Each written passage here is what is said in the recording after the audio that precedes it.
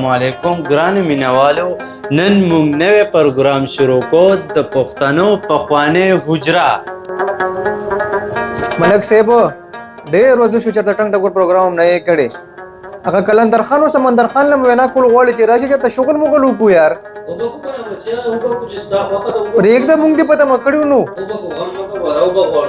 ته ورته رنګ ملو که چېرته دې پته نه لګي غیب را غیب دی السلام علیکم څنګه چل یار یاره دا بچی مې ډېر شوق دی یار چې دا ټک ټک پروګرام کول غواړي دی تاسو ها وې حجرې ته راشئ مړه ناستو مونږه مانم را روان دیو صحیح دی چې راشئ مهرباني دي تمام ماجد ملک صاحب حجرې ته نه ځو یخنیم د اوږدې شپې دي چېرته به ورسره ګپې شپې ولګو کیسې میسې به پخوانی راته وکړي موږ به ورته وکړو قسم یې زده کړي ورځو راځئ چې ور بسم الله وکړو راځئ السلام علیکم ملک صاحب ښه یې برابر یې ملک صاحب وعلیکم السلام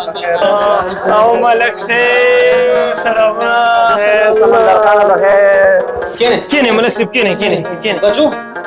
د دې خدمت مزمتو کې د چا وګو بندوبستو کې کینې مېلمنو کې اسان ګل ښکارې نه یار ها مو خو دې ماما چې تاسو ویل مې یاره د ملک صاحب حجرې ته به ورشو چې موږ دې شپې دي مو ملک صاحب یادو موږ چې ته کیسې میسې به وکړو ملک صاحب جون خو پخوا و چې خښته حجرې به وي ټنګ ټکور به پکې ورسه به پکې و او نن سبا وخت کې یار سړی بس یو ګوټ کې ناستې موبایل کې او بل ګوټ کې ناستې موبایل کې بیخي پکې ګپ شپ نه لګي بچیا د دې د وجې خو ما دا حجره جوړه کړه دې وجې ما چې پښتانه به راځي دې حجره کې به کینې ملک صاحب سره ګپې شپې به لګو یو شی بل شی به لګو نو دې وجې خو دا حجره ما جوړه ده دې وجې کا مړه ملک صاحب الله دې بس ګلونه کړ شوق دې دې شیانو سره ډېر زیات وای ته شامه ګپ شپ لګو اجانې هغه لکان دې د لګلې هغه حجره کې کسان ناستي هغه چې خو له زر ورکه کنه او ټایم مله ورکه مېلمانه مې کینولې دي شابه زر کا والا زر ولګه زر شابه نه ملک صاحب رابشي زموږ ستا دي دا ډېره شپه په سر ده رابشي ښه په آرام په خول به غواړي هغه به خول غواړي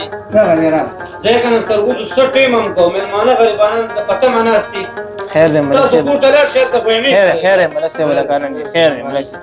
سمندر خان را مخکې شي که نه رامخکې شئ رامخکې شئ ملک صاحب دا ماما او مې ستا ګوره ډېر صفتونه کوي ښه رامخکې شئ هره ورځ ګوره ستا صفتونه کوي چې یاره ماشاءالله ډېر خپل ځای جوړ کړی دی خیر ورخوري ملک صاحب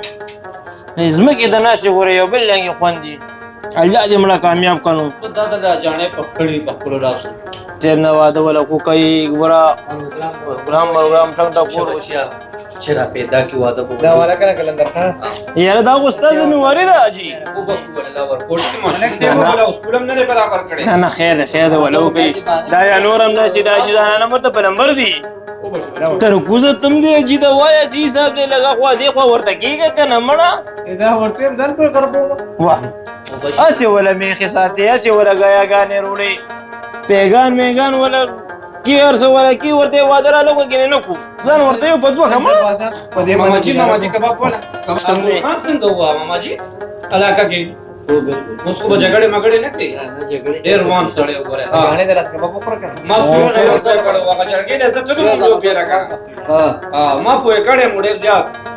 مړه بس جي ګوره جګړې وکړي بس بیا وروستو لانجې کونجي وي خر ته پته هي پکار بچیا جګړو نه څه جوړېږي قلندر خان هغه د ګل خان دې څه وشو هغه مسئلې حل شوه که نه نه یاره هغې مه کرنګې زړه په زړه ده زه تللی وم ورته که نه ما دې ویلي ورتلل نو غواړي ملک صاحب ور به شو